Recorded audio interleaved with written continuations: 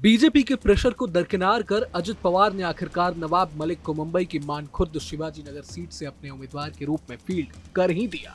और इसी के साथ मानखुर्द शिवाजी नगर सीट की लड़ाई अब बेहद दिलचस्प हो गई है, क्योंकि एक तरफ जहां इस सीट से सपा के सिटिंग एमएलए और प्रदेश अध्यक्ष अबू आसिम आजमी चुनावी मैदान में हैं, तो अब इस मुस्लिम बहुल सीट पर नवाब मलिक के उतरने के बाद किसकी मुश्किलें बढ़ने वाली हैं, ये सबसे बड़ा सवाल बन गया है।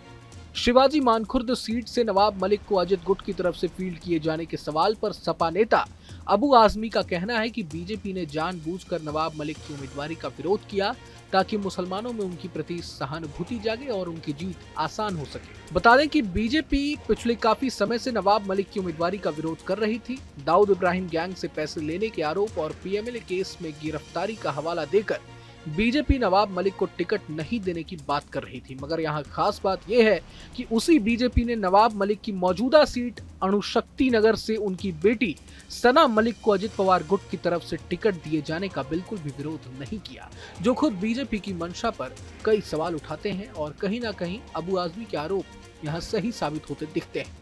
मानखुर्द सीट के चुनावी इतिहास की बात करें तो यहाँ से सपा के अबू आजमी पिछले 3 बार से विधायक हैं। मुसलमानों के बीच अबू आजमी की अच्छी पैठ मानी जाती है, लेकिन नवाब मलिक भी अपने आप में कद्दावर नेता हैं और वे अणुशक्ति नगर से 5 बार विधायक रह चुके हैं। मुस्लिम वोटर्स के बीच नवाब मलिक की लोकप्रियता किसी से छिपी नहीं है। खास बात यह है कि नवाब मलिक कई बार अबू आजमी को बीजेपी की बी टीम भी बता चुके हैं। हाल ही में उन्होंने आरोप लगाते हुए कहा था कि अबू आजमी ने राज्यसभा विधान परिषद चुनाव में बीजेपी के पक्ष में वोट दिया था। अब दूसरी बात ये कि आखिर अजित पवार नवाब मलिक के आगे क्यों झुके, 2 पॉइंट में इसे समझते हैं। नवाब मलिक पहले भी एनसीपी में रह चुके हैं और वे कई मौकों पर अजित पवार से अपनी करीबी रिश्ते की बात भी कहते आए हैं। दूसरा पॉइंट ये कि इस वक्त जब महाराष्ट्र के मुस्लिम वोटर्स शरद पवार की एनसीपी और कांग्रेस से हटकर एक विकल्प की तलाश में है, ऐसे में माना जा रहा है कि मुसलमान मतदाता कहीं ना कहीं सपा और ओवैसी की पार्टी के साथ लामबंद हो सकते हैं।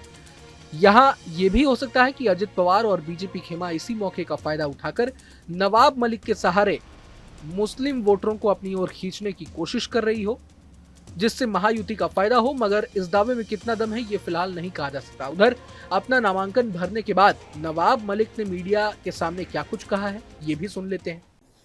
Today I had filed a nomination from Shivaji Nagar Mankhurd Vidhan constituency as Nationalist Congress Party candidate, and also I had filled the form as an independent candidate also, but party has sent the AB form and we had submitted it at 2:55 p.m. and now I am an official candidate of Nationalist Congress Party. I am very much thankful to Ajit Pawar ji, Praful Patel ji, Sunil Tatkare ji. They had made confidence in me. Definitely people demand to contest election from Shivaji Nagar Mankur, and definitely the huge voter will be support me. They give a huge support in my rally. I am very much confident that this time we will win from Shivaji Nagar Mankur Vidhan Sabha Assembly constituency. Nawab Malik अपनी जीत को लेकर बेहद आश्वस्त नजर आ रहे हैं, इसलिए वे बार बार कह रहे हैं कि अगर एनसीपी का पर्चा वापस भी हो जाए तो भी वे निर्दलीय के तौर पर चुनाव जरूर लड़ेंगे। कुछ लोग तो ये भी कह रहे हैं कि नवाब मलिक एक तीर से 2 निशाने भेजने की कोशिश कर रहे हैं। एक तरफ उन्होंने अपनी बेटी सना को सेफ सीट से उतार दिया, जिससे कम से कम परिवार में एक विधानसभा सीट का आना तो कंफर्म हो ही गया, और दूसरी तरफ अपनी सीट को लेकर भी वे बेहद आश्वस्त हैं। अब अणुशक्ति नगर में सना मलिक के सामने क्या क्या चुनौतियां हैं, ये भी जान लेते हैं। एनसीपी शरद गुट की तरफ से सना मलिक के सामने स्वरा भास्कर के पति और पूर्व सपा नेता फहाद अहमद को इस सीट से कैंडिडेट बनाया गया है।